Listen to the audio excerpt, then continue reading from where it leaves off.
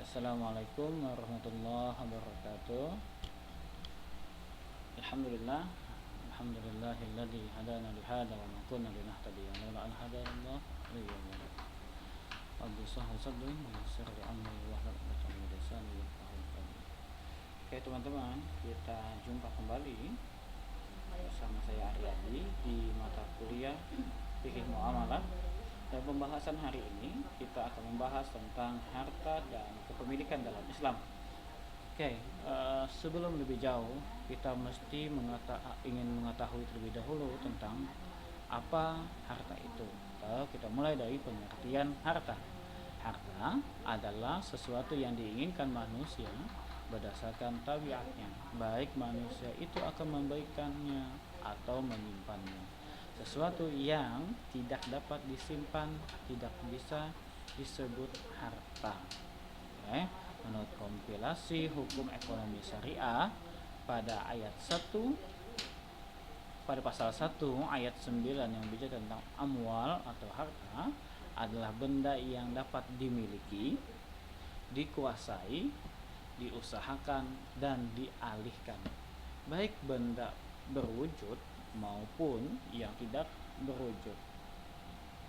Baik benda terdaftar maupun yang tidak terdaftar, baik benda bergerak maupun yang tidak bergerak, dan hak yang mempunyai nilai ekonomis. Ini singkatnya tentang definisi harta.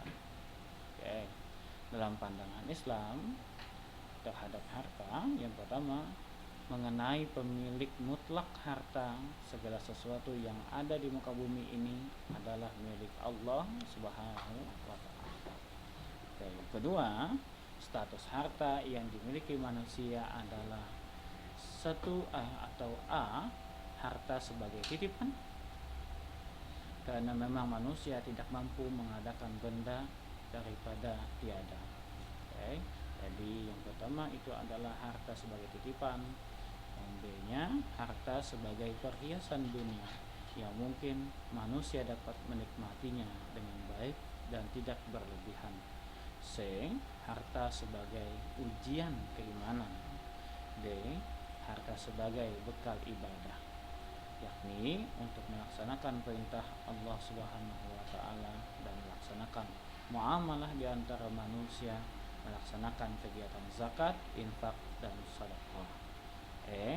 Cara memperoleh kepemilikan harta melalui usaha atau mata pencaharian yang halal dan sesuai dengan aturan yang diperintahkan oleh Allah Subhanahu wa ta'ala.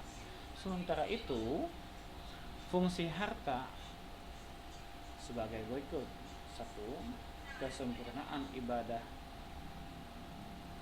Kesempurnaan ibadah, karena ibadah memerlukan sarana seperti kain, mukana, dan menutup aurat dan lain sebagainya. Kesempurnaan dalam ibadah. Yang kedua, memelihara dan meningkatkan keimanan dan ketakwaan kepada Allah, karena kefakiran dapat membawa kepada kekufuran. Jadi memelihara dan meningkatkan keimanan dan ketakwaan kepada Allah Subhanahu wa ta'ala. Ketiga, meneruskan estafet kehidupan, karena Allah melarang meninggalkan generasi penerus yang lemah dalam. 4. Menyelaraskan antara kehidupan dunia dan akhirat. Kelima, bekal mencari dan mengembangkan ilmu. 6. Keharmonisan hidup bernegara bermasyarakat, sebagai orang kaya dapat memberikan pekerjaan kepada orang yang miskin. Berikutnya, aspek kepemilikan harta. Yang pertama, Allah jadikan harta itu sebagai amanah. Yang kedua, kepemilikan harta sebagai infiyadiyah, bahwa pemilikan benda pada dasarnya bersifat individu dan penyatuan benda dapat dilakukan dalam bentuk badan usaha atau korporasi. 3. Ijtimaiyah, bahwa pemilikan benda tidak hanya memiliki fungsi pemenuhan kehidupan pemiliknya, tetapi pada saat yang sama di dalamnya terdapat hak masyarakat atau hak orang lain. manfaat. Manfaat bahwa kepemilikan harta benda pada dasarnya diarahkan untuk memperbesar manfaat dan mempersempit mudarat. Baik. Berikutnya, setelah kita bicara tentang harta, maka kita akan berbicara tentang pengertian harta, pengertian hak milik. Yang pertama, pengertian hak milik itu ketetapan dan kepastian. Jadi pengertian hak itu adalah ketetapan dan kepastian. Yang kedua, suatu hukum yang telah ditetapkan secara syara. Kedua, pengertian milik yaitu penguasaan terhadap sesuatu. Yang kedua, kekhususan terhadap pemilik suatu barang menurut cara untuk bertindak secara bebas bertujuan mengambil manfaat selama tidak penghalang syar'i. Ini sebab-sebab kepemilikan. Setidaknya ada 4 cara pemilikan harta yang disyariatkan dalam Islam. Yang pertama, melalui penguasaan harta yang belum dimiliki seseorang. Kedua, melalui transaksi yang ia akan lakukan dengan seseorang atau suatu lembaga badan hukum, seperti jual beli, hibah dan wakaf dan lain sebagainya. 4. Melalui peninggalan seseorang seperti warisan. 4.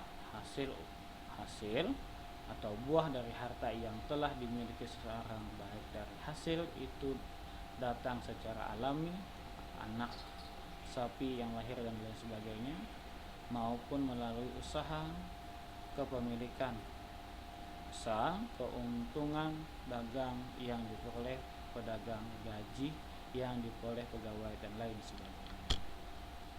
Oke, menurut pasal 18 kompilasi hukum ekonomi syariah, benda dapat diperoleh dengan cara 1. Pertukaran, dan hal ini jual beli. Berikutnya pewarisan, hibah, pertambahan amaliyah. 5. Jual beli, luqatah atau barang tumbuhan. 7. Wakaf. 8. Cara lain yang digunakan menurut syara. Oke, ini macam-macam kepemilikan menurut ulama fikih itu terbagi menjadi 2. Milku atam atau pemilik yang sempurna, yaitu apabila materi atau manfaat harta itu dimiliki sepenuhnya oleh seseorang sehingga seluruh hak yang terkait dengan harta itu di bawah penguasaannya. Yang kedua, al-milku al-naqis, yaitu pemilik yang tidak sempurna, yaitu apabila seseorang hanya menguasai materi harta itu tetapi manfaatnya dikuasai orang lain. Jadi ada 2 dalam ulama. Nah, sementara dalam kompilasi hukum Islam, kompilasi hukum ekonomi syariah pada pasal 19, yang pertama, pemilikan yang penuh mengharuskan adanya kepemilikan manfaat dan tidak dibatasi waktu. Kedua, pemilikan yang tidak penuh mengharuskan adanya kepemilikan manfaat dan dibatasi waktunya. Pemilikan yang penuh tidak bisa dihapus tetapi bisa dialihkan. Pemilikan syarikat yang tidak penuh sama dengan kepemilikan terpisah. Tasarrufnya. Pemilikan syarikat yang penuh ditasarrufkan dengan hak dan kewajiban secara proporsional.